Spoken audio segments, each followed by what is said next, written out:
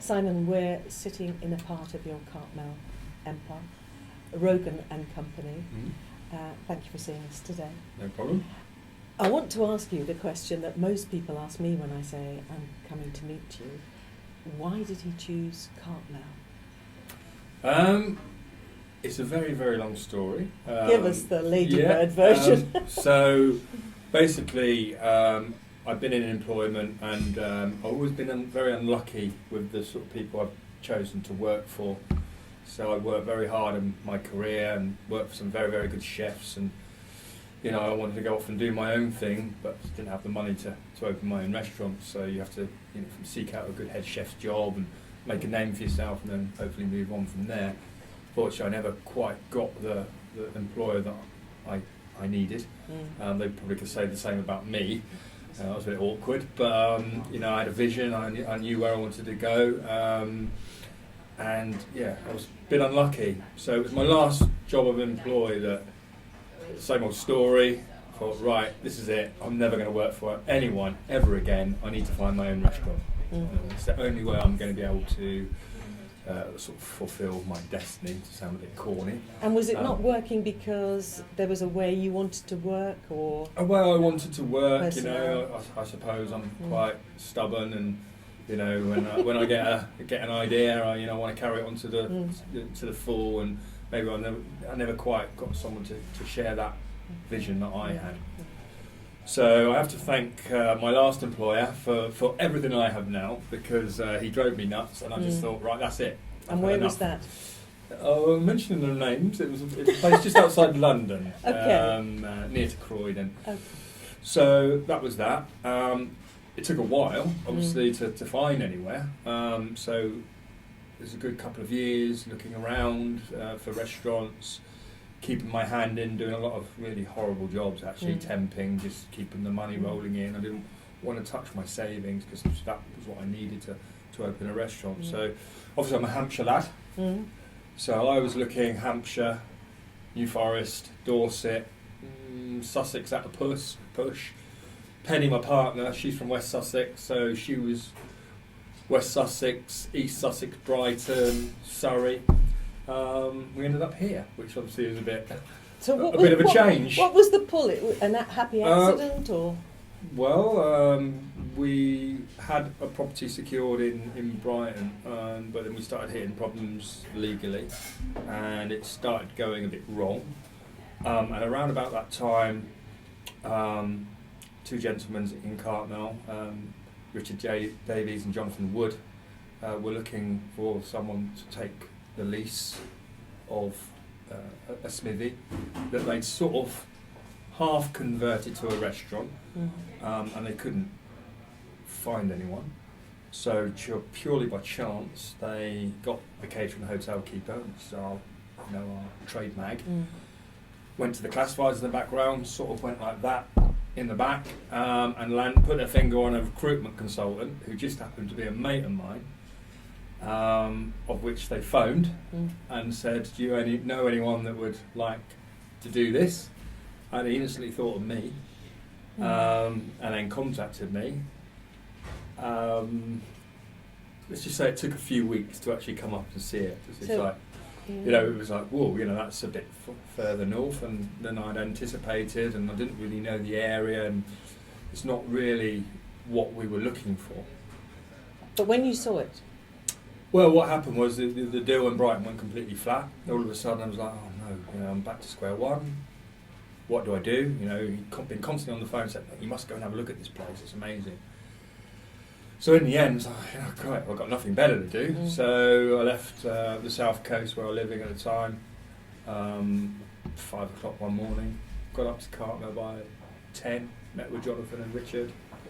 They, in this very spot actually, when it was Athenian Antiques, we were sat right in that window.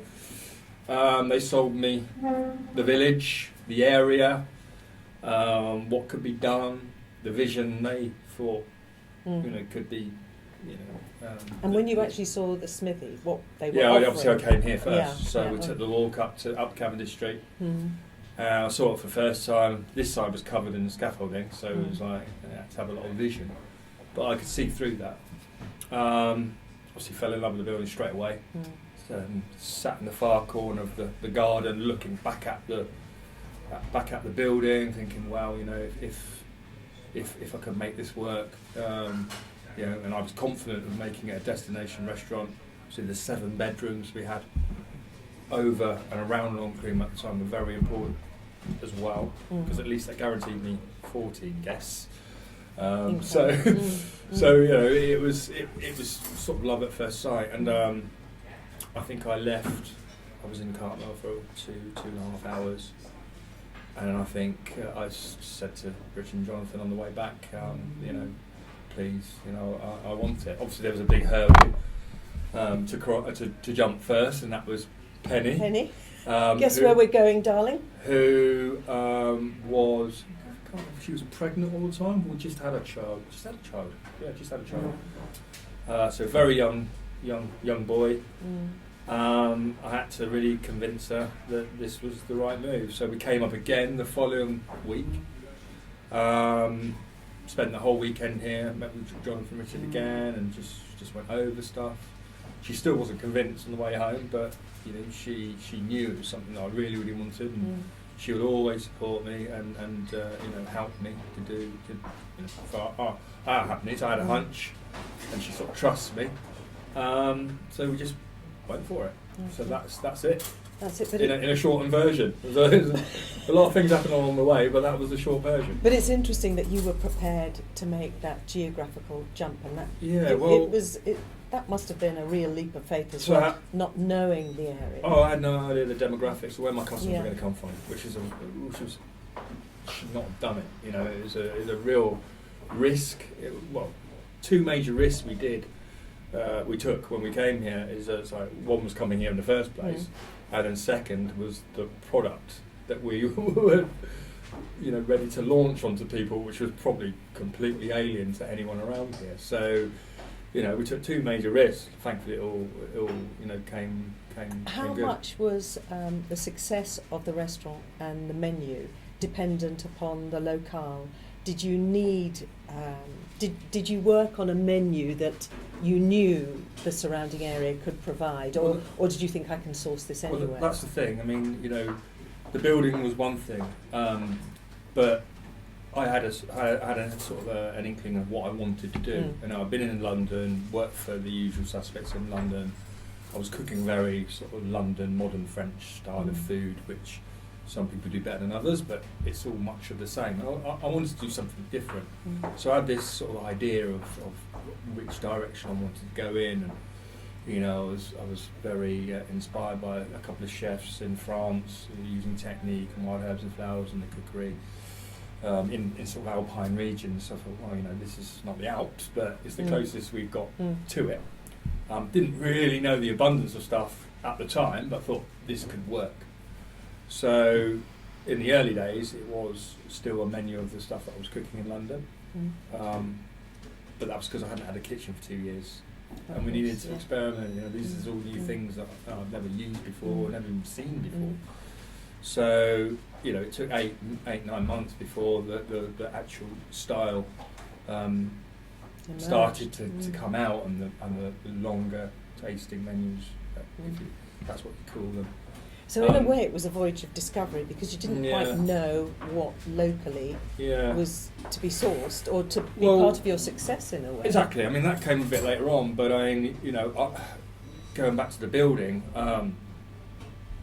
Jonathan and Richard gave me, you know, the tools that I could not have had in the south. You know, they'd spent quite a lot of money on the building to get to a certain stage. Yes, we had to come in and sell everything to finish it off. You know, we sold our house, we sold our car, sold the stereo. I think I sold the cat. Well, maybe not. I didn't sell the cat, but we literally sold everything to finish the project. So you had that much belief in it. We did. You know, it wasn't all moonlight and roses at the beginning. It was a big worry in the beginning. But they gave us the basic tools to do that. I mean, they you know, gave us an allowance for furniture. And, you know, we could never have got that in the south. We could never have got such an amazing building in such a beautiful location in the south. It would have cost us millions to do. So how much is this part of the world Cartmel responsible for Rogan's success here in a way? I think in the beginning it was our sheer hard work and bloody mindedness, just the will to succeed, and it took a while for us to really take off. And we were busy from probably about a year in, busier, but not consistently.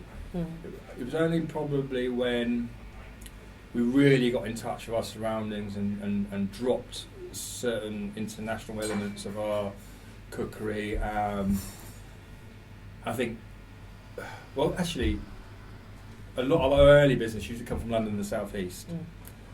So in the early days, people used to turn up in real bad moods because of the M6, because of rubbish railways. That's improved a lot. So that's been a massive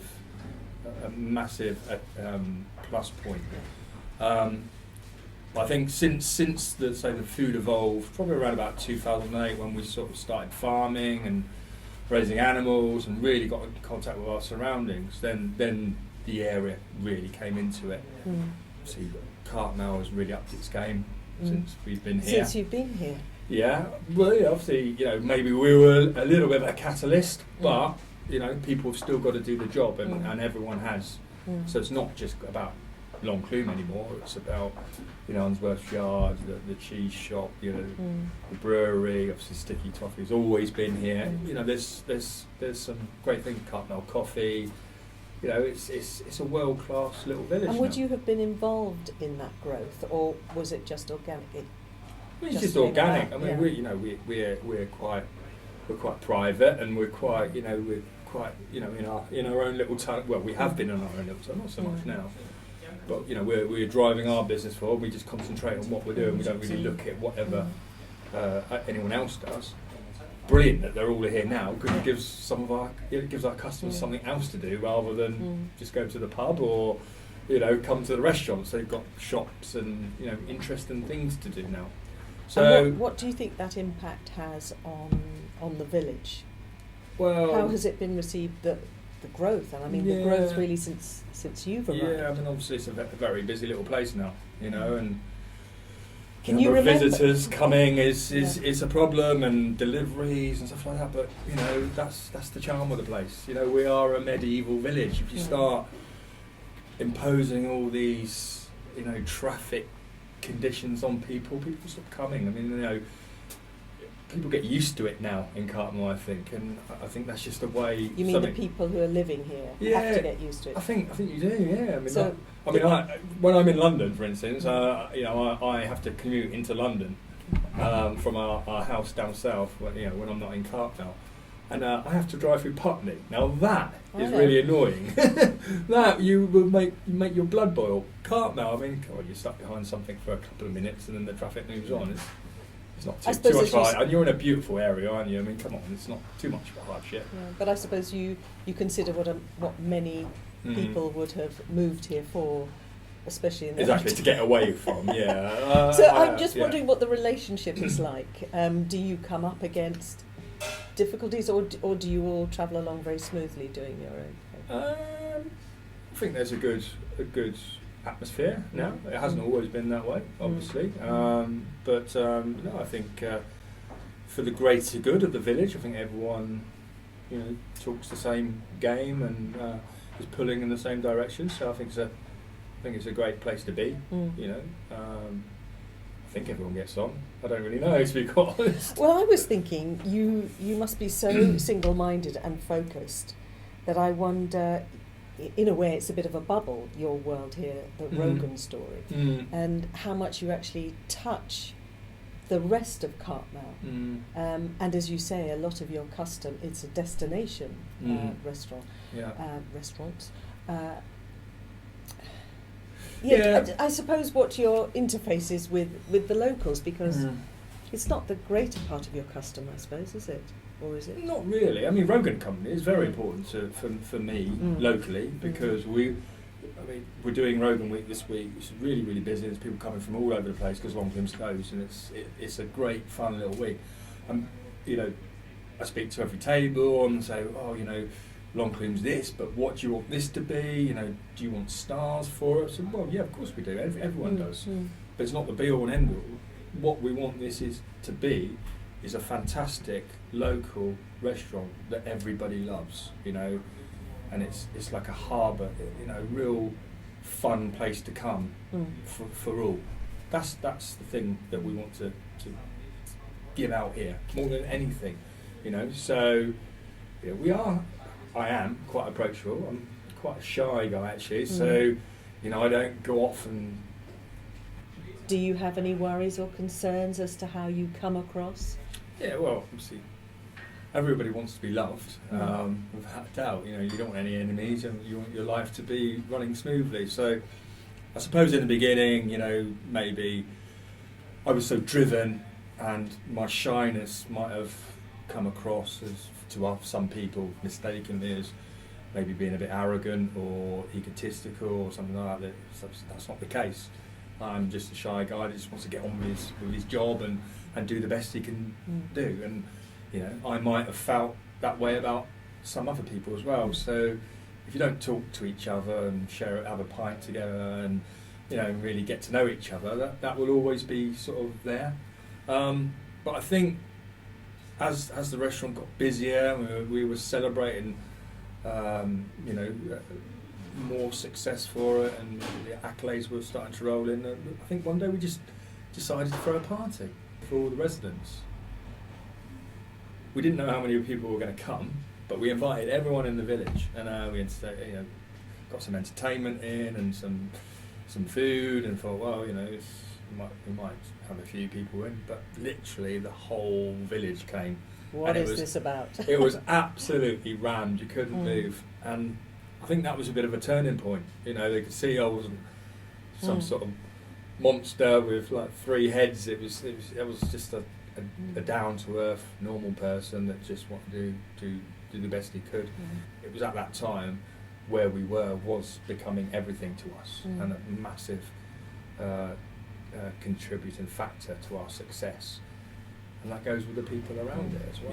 So you wouldn't say you were part of the Cartmel story. Your story exists in Cartmel, but your presence in Cartmel is purely as a business? Unfortunately, I'm not here 100% now. You know, I'm here 50% of my week, if you like. So, you know, I'm not... So London would take up, obviously. Yeah, unfortunately, yeah. No, we have sacrificed a bit, I have to say, for doing other projects. Whether that's been right or wrong, you know, who knows? When I hang up my apron, I'll make that decision. So but when you arrived in 2002, could you have imagined the story growing as much as it has here? No, not at all. Because you weren't thinking about that possibility. It's just come with the success. We just wanted, to have a nice living. You know, we weren't looking to make pots of money. We just want to be busy, have a nice living, a nice life, and that's it. I mean, when we came here, we thought, well, we want a Longcombe, but we wouldn't mind one simpler restaurant, and that would be it. Obviously, it didn't work out that way. We opened Rogan company, which was a lot bigger than this originally, so we had the whole of the top floor, which is the restaurant, and the whole of the ground floor, which was the bar.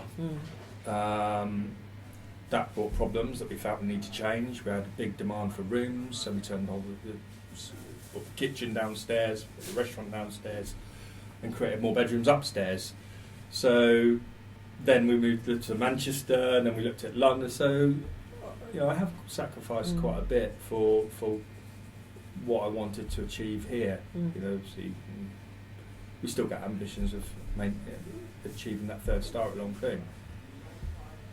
Maybe we will now, because I'm back a lot more, and I'm really pushing the guys on. Every restaurant needs its chef proprietor to be the main inspiration and to push people on, and that's what I'm trying to do now.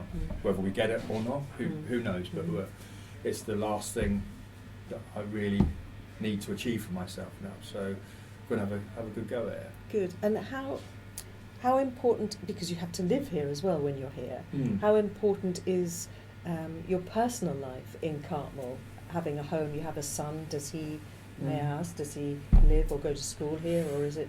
No, he's down south now. Okay. So Penny, my partner, she lives in the south with with Michael, our son.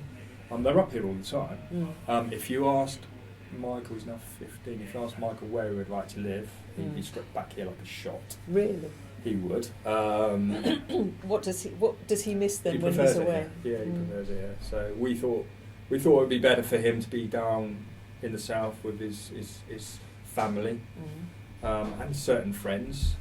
But his friends here are much stronger, and he would move back straight away. So he can step into a life here that still exists, even though he's in fact, he's coming up to do his work experience up here. Where would that be? Yeah, funny enough. With his father. Yeah, well, he's going to follow Sam, the general man, the operations manager. He's going to follow him around and do his work experience here. So, no doubt he will come back here.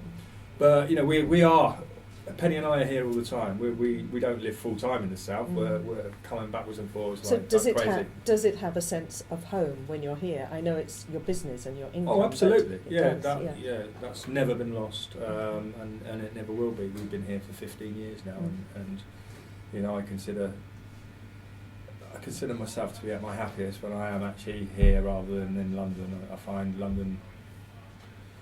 I'm a little bit impatient and a bit old for London anymore, and being in that life, and it takes so long to get anywhere and so long to queue up, and I just but can't apart be bothered from anymore. All those things that stress us all, what would you say is the quality that is here that sustains you possibly?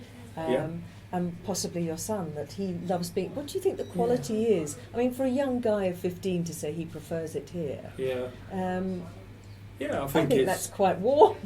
Oh, definitely. I think it's the ease of life. I think it's the people. Obviously, it's he's developed a great group of friends, and so have I. I always feel, much better within myself when I'm back in the village and I'm pushing on and amongst my staff. So we were talking to Charles Godwin this morning, and he said you might have a bit of a yen for his wonderful award that he received this year. He was here last night, yes. So I was sort of taking the mickey out of it. But today, asking him about what was so special about Cartmel, I mean, at the end of the day, it was the people, the community. Yeah, of course. Of course. I mean, like I said, I think now everyone shares the same vision. Yeah, there's a few moaners, and rightfully so. Like I said, it is becoming a very busy little place. But they'll always be moaning, no matter what goes on. But you recognise in a small place, a medieval village, that I suppose the needs and requirements of running a business such as yours is going to require roads blocked and. Yeah, well, it's not just us. I mean, the Cavendish is really busy now. The two in the square are really busy.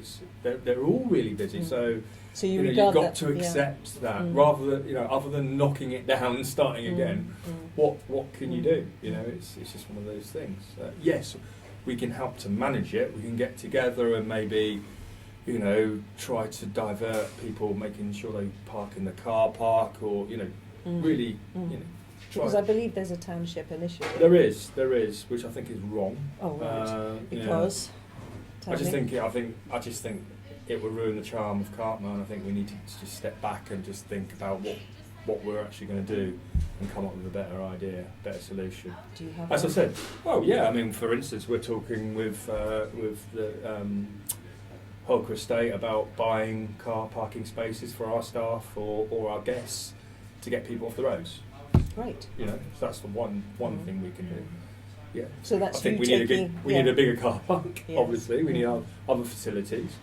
Yeah, there isn't enough. I mean, that's going to be the first thing, and more signage to make sure people go to the car park rather than parking haphazardly. There's so many things we can do. But I think once you start, could be a driver of that as well, as it were. driver. Well, there's a group of us, that are all worried about the same thing. I'm not, I'm not the leader by any means. But if we get together, I'm sure we can come up with a better solution. And the whole thing about Cartmel is like we get visitors, and there's a real welcome. Like this, it's like, it's just a welcome like no other. And as soon as you start picking up, you must not park here, and you've got double yellow lines there, and it's like, bugger off and go somewhere else. It's. Or you could look at it as it's so organised that people know when they come here that's what they've got to do. Yeah, well, maybe, but I think, I think the proposals as they are not quite right. Okay. So you. But I agree, something But has you to be will done. have some input into that. I agree, something positive has to be input. done, and we need to sort it out. Yeah. You know, because I believe the village is going to grow even more. I mean, you know, I can't. We had an amazing year last year. I mean, just incredible amount of business, and I think this year's shaping up to be even better. So something needs to be done, So without a doubt. yeah, and hopefully you'll be here achieving that 3rd star. Who knows? Who knows? You know, we've got plans in the fire to improve this year, and you know, so planning permission through for something 2 days ago to make things better for us. So yeah, hopefully we'll get that sorted. And the Gatehouse shop is opening. Yeah, up looking in- forward to that. Yeah. So the shop was sort of a bit of an offshoot, really. I mean, we're bursting at the seams behind the scenes, but absolutely bursting. No room to do anything. So we saw it as a great place above to turn into offices. You know, all our admin is there now. We have some nice area at the back for all our workshops, for all our maintenance team. And we thought, well, what can we do with the ground floor? So it's like, I thought a shop would be a logical thing, selling all the merchandise connected with the restaurants, or not just Longclume, Rogan Company, maybe some fairer things as well. More brand Rogan than anything else, and you know. But we didn't want to tread on the toes of any of the existing businesses, so it's something which you can't get in any of them. So the knives that I use, for instance, certain types of branded kitchenware, aprons, jackets, plates, you know, all the things you see. Quite the businessman for a chef. Basically everything you see at Longclume, you know, be it this You glass could or this table purchase. mat, or maybe not the table mat, but you could purchase in that shop as a memento. So we see a lot of people, a lot of our guests going to all the various shops the next morning, filling up their bags, buying a lot of things. Thought, maybe we should have a little bit of that as well for memento. So that's why we've done it. So looking forward to that. And does any of Cartmel that sustains your business here or is used in your business here arrive at Claridge's and Ferrer? Is there anything you've taken with you to Ferrer from Cartmel? Yeah, I mean Like? a lot of the tableware. You know, obviously the produce goes down from Cartmel. So produce from your twice a farm week, would go to Claridge's. That's great. Yeah. So you're sourcing both ends. Yeah. So yeah, I mean, it's had a massive influence on Ferrer. So be it the tables, be it the decorations, and there's a lot of the stuff, the water, you know, the willow from Fluke. I mean, it's. But that's it's important. That's beautiful for us to hear. Yeah. That part of your story, that your story really is so strong here, I that believe you it's transport the best. it. I believe it's the best. So, you know, if I believe it's the best here, then it should be the best wherever we go. You know, so that's why we use it. You know? So you were meant to be here. It looks that way, doesn't it? It looks that way. Yeah, I love being here. You know, it was a struggle at first, you know, and it was like, whoa, you know, are we gonna survive past our first year? But you know, we kept going, and so we've been very lucky. It's a lot of hard work and stuff like that, but we have had a fair bit of luck on the way as well. So which everyone needs. You know. An important aspect of your success really is being able to source a lot of your own food, and the idea of the farm came about purely because you could. The land was there. Yeah. So we started off, say, with this sort of London style of food, which I've been, you know, cooking for most of my career, with something in mind to evolve to, which we did. But at that time, we were sort of like seeking out wild ingredients, but the stuff that I wanted to grow. So we'd heard of a little organic farm up the road called Whole Barrow, and we approached them to grow certain ingredients for us, such as Good King Henry, Sweet Sicily, Hyssop, you know, all these things that I've never actually heard of. And they, I was going to say, what are they all? Yeah, well, they're all herbs and flowers and stuff herbs. like that. So they started growing stuff for us for, you know, to use at the restaurant. And then cut a long story short, we actually then took over it, working alongside Julia at the farm, and we were responsible for literally everything. And that was roughly about the time that we decided to shun all foreign ingredients. So we needed to up our larder a little bit. So we thought the best way of doing that was to grow our own stuff. We sort of outgrew that fairly quickly, and we moved to the site where we are now, which is like 13 acres of solid growing. So that, once again, our ethos was a massive PR push, really, and made us as busy as what we are, and gave us a real shot in the arm. People really respected and admired what we did, and wanted to see it, and we got this real massive message, and I say connected to our surroundings. And so you were at a point where you just did not need to bring in food from. Yeah, I mean, basically the farm, we don't grow anything we don't grow big things, if that makes sense. So, when it comes to big carrots and celery and leeks, stuff like that, we use for the building blocks, which are the stocks. So we buy things like that in. Okay. But all the finishing things that go on the plate, like herbs, small vegetables, the actual cuisine that is on Clun, comes from the farm. And it expanded at a massive rate of knots until, unfortunately, Dan, who became the executive chef of Ferret, he was working on the farm for me. So we set up the farm together. He went he went down to London, and then we sort of had replacements who didn't really, cut the mustard. So we've got someone now who's really, really good. So hopefully we're going to be back on the right track. Growing an abundance of ingredients. It's the first year we won't have to supply to Manchester as well, because we pulled out of Manchester.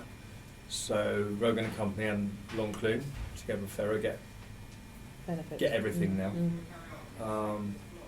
And then we've got chickens. We've got some Dexter beef on the farm now as well. Pigs coming, and sheep as well.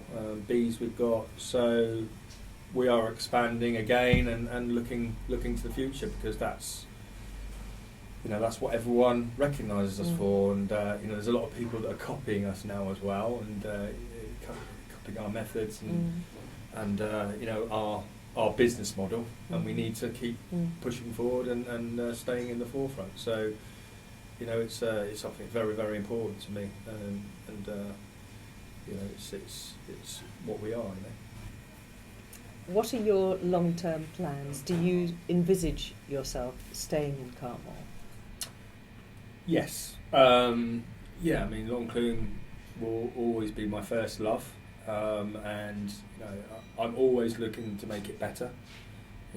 As I mentioned before, we just got planning permission 2 days ago to now knock down the conservatory that we have now and build a bigger one, which is going to be a bit more radical, a bit more glass box, a bit more design led, so it feels like you're eating in the garden.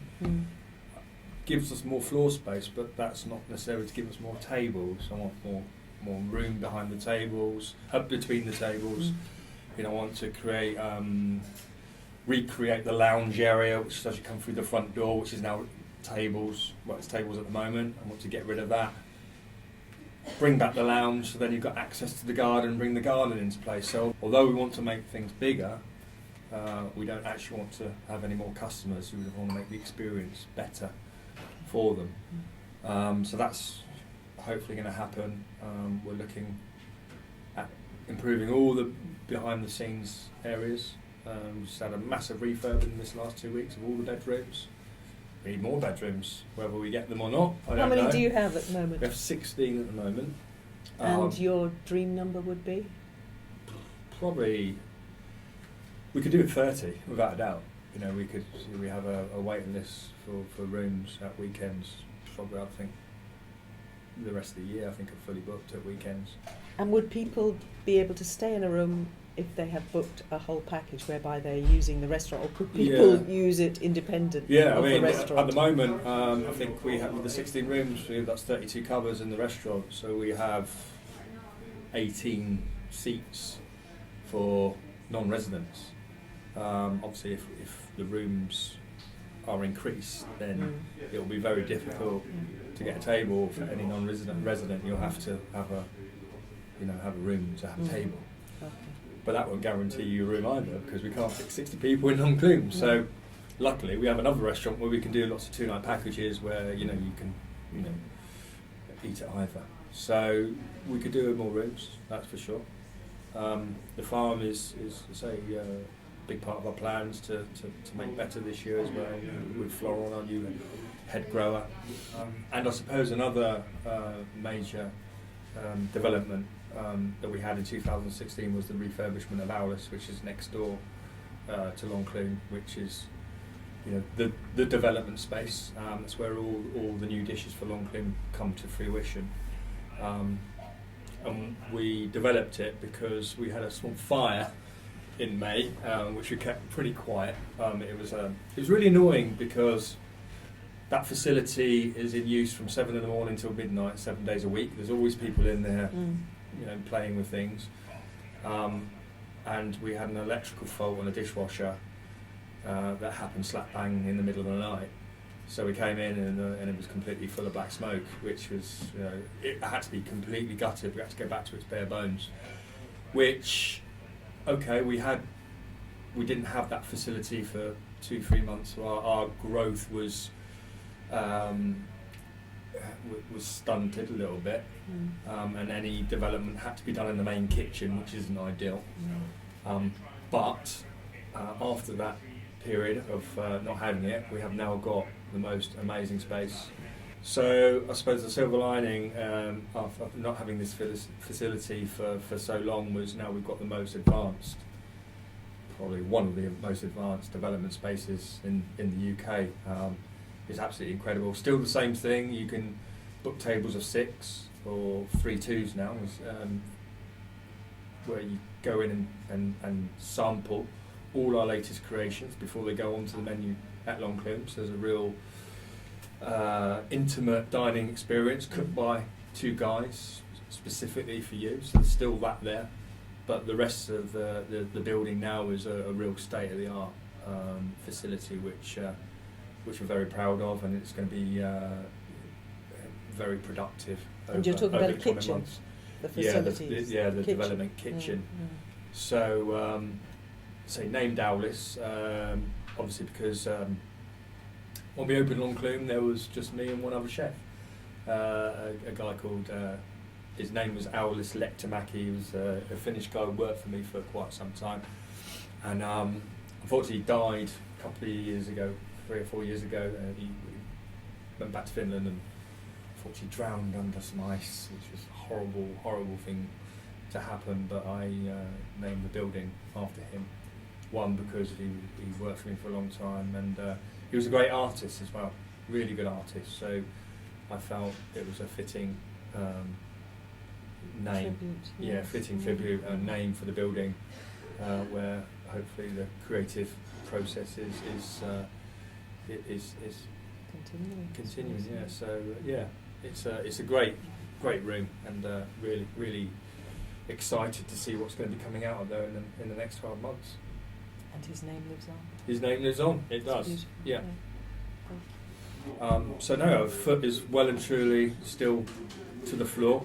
I'm not getting any younger, obviously, and I can't graft like it's a very young a young man's trade, being a chef.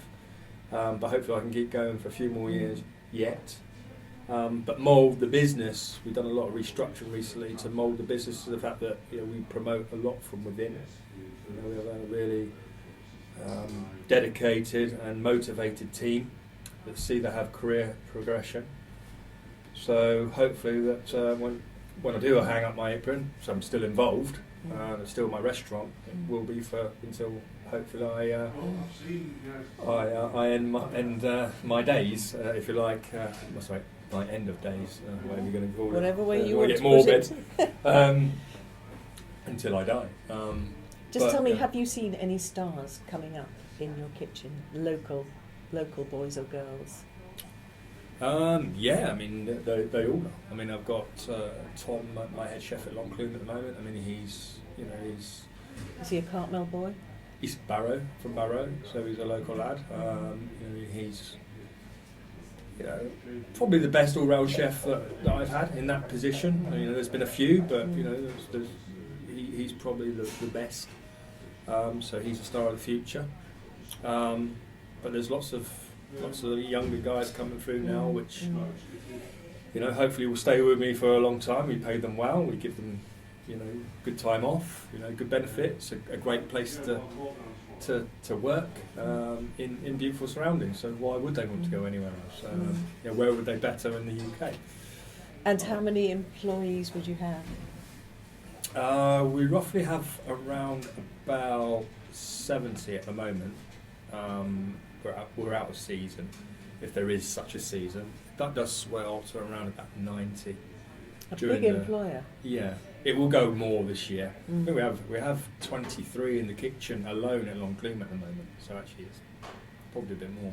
Probably about 50 at Longclume already, plus the farm, plus Rogan and Company. So you're probably talking a few more now. I don't do the payroll anymore. Good job. Good job. I don't really learn. I let Penny. One of the major things as well, which I haven't mentioned, is I employed a managing director who's now worked for me for a year and a half, 2 years. Dave Sims, and I've seen him walking around the village, and he takes so much pressure off me and lets me get on with how I was in the early days, where I was like, well, this is just about food and not really a business person. He takes care of all that and brought in so many new systems to make us more profitable and more efficient. And the way where the company is now is just as much down to him as it is me. I'm obviously in charge of the cooking and the creativity, whereas Dave looks after where we're going as a company and make us a world-class company as well as a world-class restaurant, so he's very, very important to me, and when I do hang up my apron, I know the company's in good hands. The way it's set up now, it will carry on, and there's still lots of things we want to achieve yet. So when people talk about Cartmel in, let's even say 20 years, what do you think they'll be saying about you? Oh, blimey. Well, for me, in my career, as I said before, we never set out to make pots of money and lots of wealth is not important to us. For me, just leaving a little bit of a legacy is more important. So for people to say in 10, 15, 20 years' time, look back, say, well, that guy really made a difference. He did something, and the guys that came through his kitchen are the next generation of guys. A bit like the Roux brothers in the 80s, Marco Pierre White and Pierre Kaufman, Nicola Dennis. They spurned a whole group of chefs that then went off and did amazing things. So to be remembered as someone, I would say the grandfather yet, because I'm not ready to be called the grandfather of so many chefs, but one day there will be lots of guys that have been through my kitchen doing even greater things. So to be responsible for that would be really pleasing to me.